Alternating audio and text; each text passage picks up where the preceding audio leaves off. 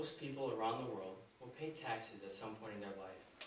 However, many object to taxation because it conflicts with their morals. Residents in a Middle Eastern town stated, "We will not finance the bullets that kill our children." Gandhi and many others have felt this way, that their conscience won't allow them to pay taxes because of what the money is used for. What about as Christians, though? Why should we pay taxes even if these are used to support unscriptural activities? Well, to answer that, we must examine these three questions with regards to the paying of taxes used for unscriptural activities. First, how does our conscience come into play? Second, how does Jehovah view these earthly governments?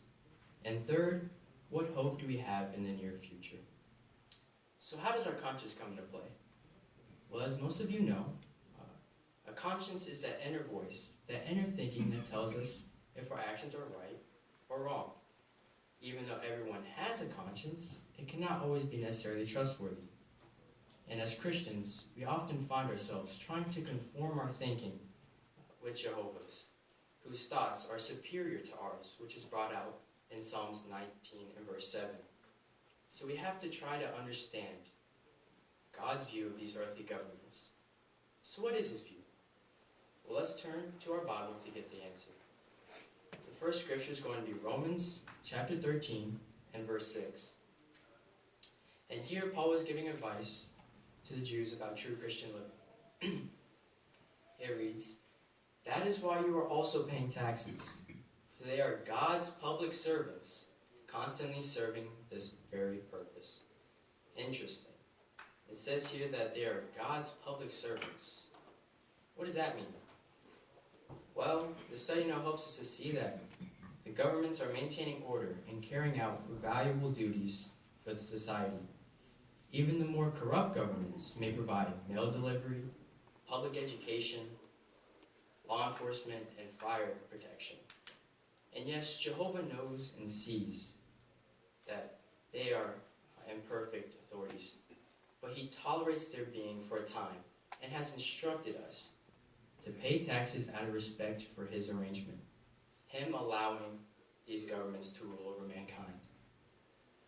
But what bright hope can we look forward to concerning these earthly governments? Well, let's turn to a scripture many are familiar with.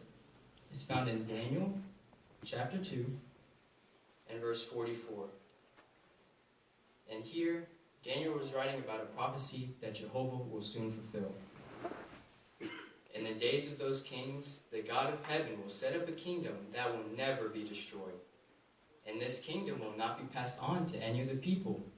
It will crush and put an end to all these kingdoms, and it alone will stand forever." Yes, friends, these imperfect governments are only temporary. In the very near future, Jehovah will replace these earthly governments with his heavenly kingdom and will undo all the damage that has been caused by human imperfection. However, in the meantime, Jehovah still requires that we pay taxes and do not take part in civil disobedience. So what if you feel the same way Gandhi did?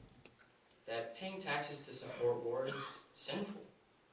Well, our last scripture, found in Isaiah chapter 55, 8 and 9, helps us answer that. Isaiah chapter 55, 8 and 9. Here, God was talking through Isaiah. And let's see what he says. "For my thoughts are not your thoughts, and your ways are not my ways, declares Jehovah. For as the heavens are higher than the earth, so my ways are higher than your ways, and my thoughts than your thoughts." Yes, just as our view of an area is increased, the higher we climb, we need to adjust our thinking to be in harmony with Jehovah's, whose thoughts are higher than our own thoughts. So in conclusion, why should we as Christians pay taxes, even if these are used to support unscriptural activities? Well, no matter where we live, or what the government decides to use the funds for, our Bible-trained conscience should move us to pay taxes out of respect for the governments and the respect for Jehovah's arrangement. And soon, he will bring his kingdom down to earth. And by doing so, we will most definitely make Jehovah happy.